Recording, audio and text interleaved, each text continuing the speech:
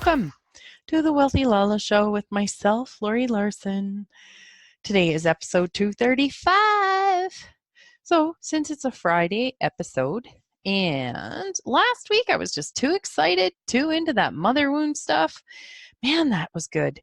That I did not do week 5 of Tosha Silver's book, It's Not Your Money. So anyways, I did it this week. So, week 4. Sorry, week 4. It would have been week 5, but I did a week 4. So this chapter actually was quite a bit about going more into clearing. Let me just find energetic clearing. Okay. And so one of the things that she had us do, which was really interesting, was cut cords with other people. Now, if you guys have never heard anything about that, basically we have these energy centers in our bodies. They're often very popularly known as chakras. And we have like a root chakra, so down where our perineum is, then just below our belly button, we have a sacral chakra. Then our gut is our solar plexus. We got a heart chakra, throat chakra. And then depending on who you follow then after, there's like a third eye one. Then there's one above the crown chakra, the top of the head, and then one up, above the head. And with Dr. Joe Dispenza, he also has an energy center at the back of the head where the pineal gland is, sort of the back of the head and the back of the throat, kind of in that area.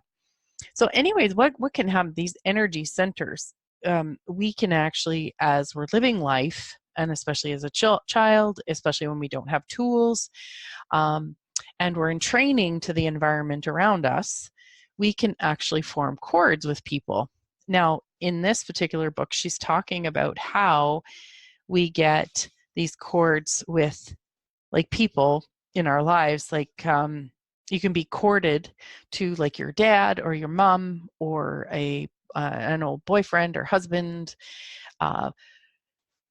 friend, someone that had beliefs about money, especially because this book is about money, that you can just get stuck with. Now, when you don't know these kind of things, that you can actually clear them, you can be functioning from ways that you don't even know that you're actually stuck in. So she's got this really neat cord meditation. And so I'm just going to get you guys to do this. So, and before we do that here, where is it? We're going to read the daily prayer. So I've still been doing this. I think I've missed a couple days and that's it. So Divine Beloved, allow me to give with complete ease and abundance, knowing that you are the unlimited source of all. Let me be an easy, open conduit for your prosperity. Let me trust that all my own needs are always met in amazing ways and that it is safe to give freely as my heart guides. And equally, let me feel wildly open to receiving. May I know my own value, beauty, and worthiness without question. Let me allow others the supreme pleasure of giving to me. May I feel worthy to receive in every possible way. Change me into one who can fully love, forgive, and accept myself, so I may carry your light without restriction. Let everything that needs to go, go. Let everything that needs to come, come.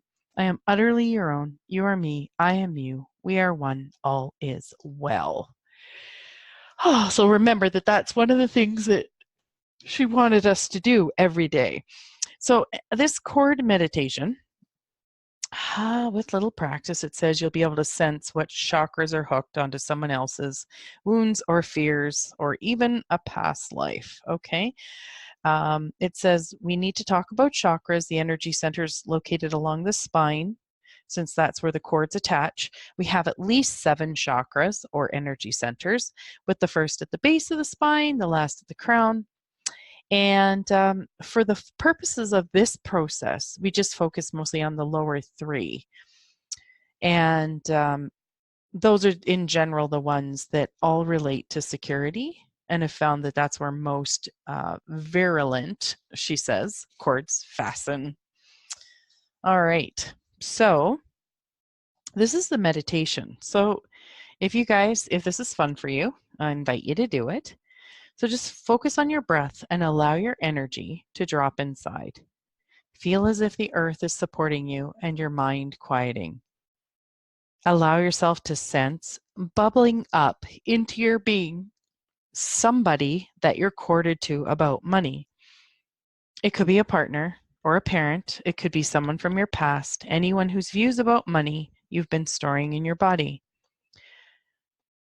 You may even notice right away where you've been storing this. You may see the rope attached below your belly button or to the base of your spine. You may see it attached to your power center in your solar plexus or like your gut. Trust what you're getting. Just take the first person that comes to mind. Now say to them, we're complete now. I'm re-owning my connection to God's money. I have my own holy connection to it, and I re-own this fully because I deserve to live from a state of abundance. I deserve to trust that I will have enough. I deserve the good. I deserve to be a vehicle for abundance. I am now removing this cord. I am removing this rope to you from my own body. And so now what you want to do is take it off in a way that's easiest for you. So you might pull it, burn it, or just cut it off, okay?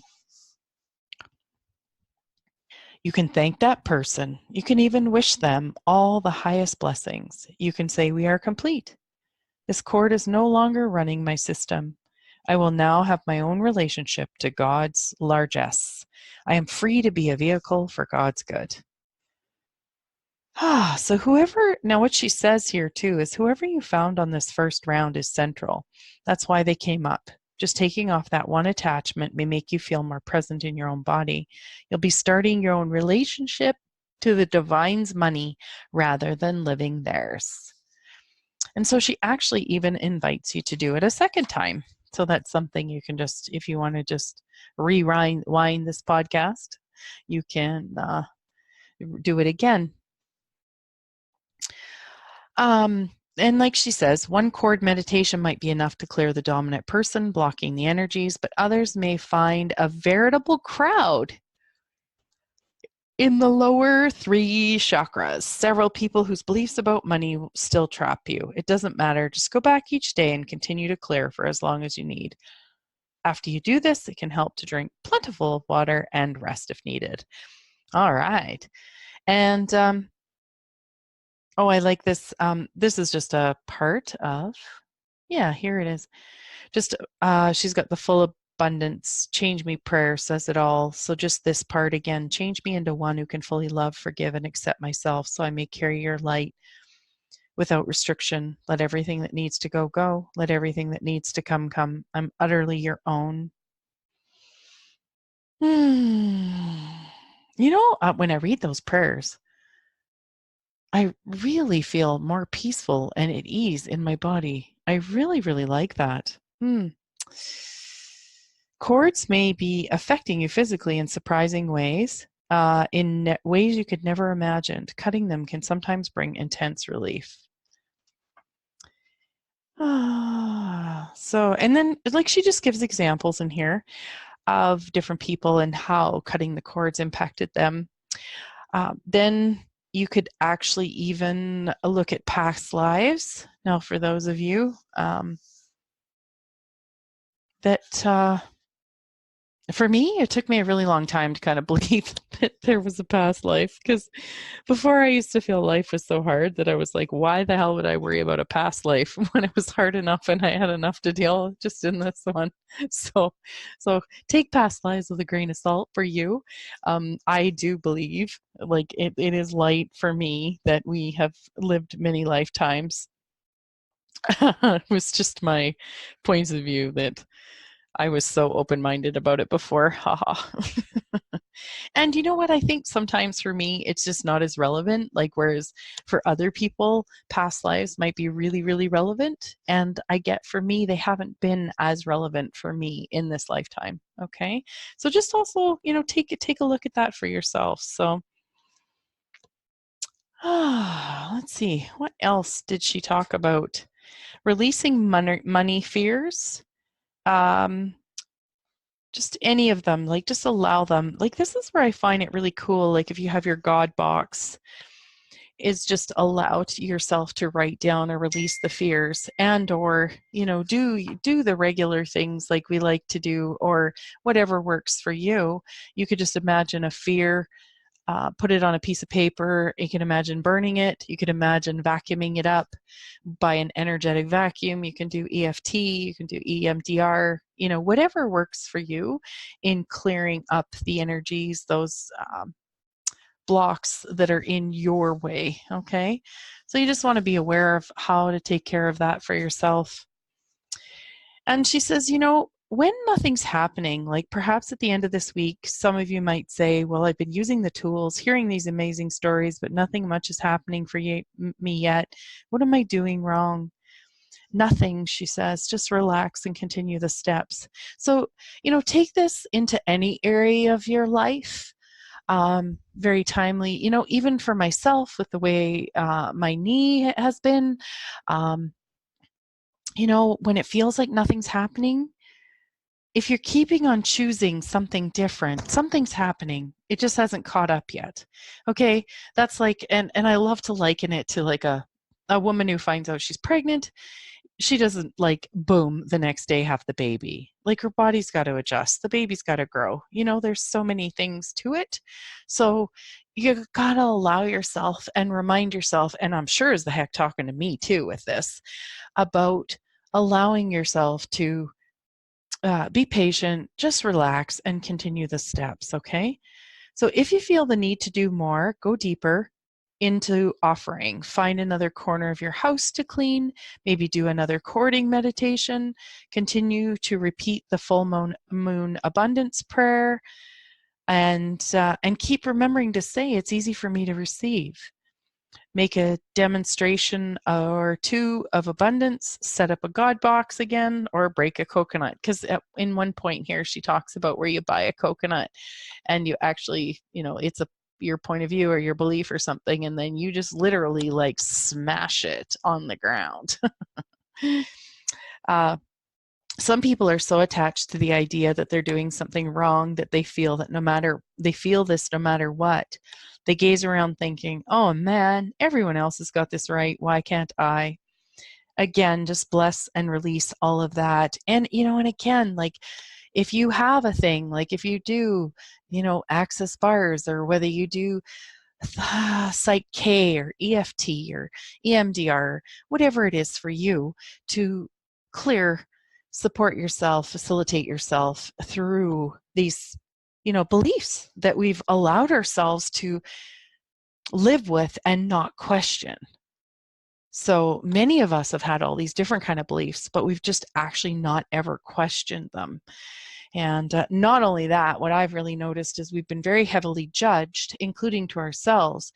And so the last thing we want to do is be wrong. And so if someone says, you actually have this point of view about that, or you're actually functioning from this, or even if they ask you a question, you can be like, I ain't got a problem. When actually you might. I've found a few thousand, 100 in my world. And we're not wrong. So a part of the law of divine selection is divine timing. It means that all delays are beneficial, whether we see it or not. As you relax into opening, things will come together at the right time with a surprising ease, because it's all on God's or the divine source or the universe's clock. Each of you will move through this process at your own rate, because you're on a unique and sacred road mapped by the intelligence of your own soul. For some of you, these first weeks may have brought the relief of a quieter mind and a cleaner home, but beyond that, you may not know. But then, and I've seen this again and again, suddenly 2 or 3 months later, wham, a massive shift can come from seemingly nowhere, because you're ready. You bloom in your own time. So stay focused in the right moment. You're building a container for abundance. And for today, just these 2 questions are enough. What are you guided to clean out? And what are you releasing? Interesting, hey?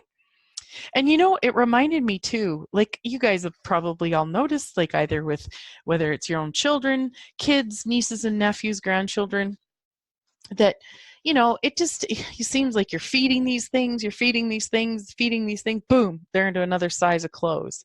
Like, it just seems like it happens overnight. And that's what change can be like in our own lives. As we're shifting and changing something, it's like a train going one way. It's got to slow down. It's got to turn the corner before it can pick up speed and go a different way. Well, that's like us with where we're going to. Sometimes it's going to be really quick, boom, change.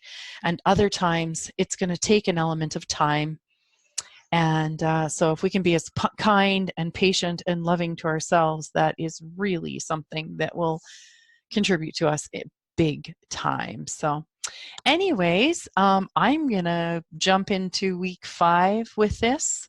Thanks again for listening. And yeah, it's kind of, I wonder if you guys are enjoying this book or my ramblings about it, just my thoughts. Let me know. And if you feel like sharing the podcast, please do. Thank you very much. So you guys have an amazing rest.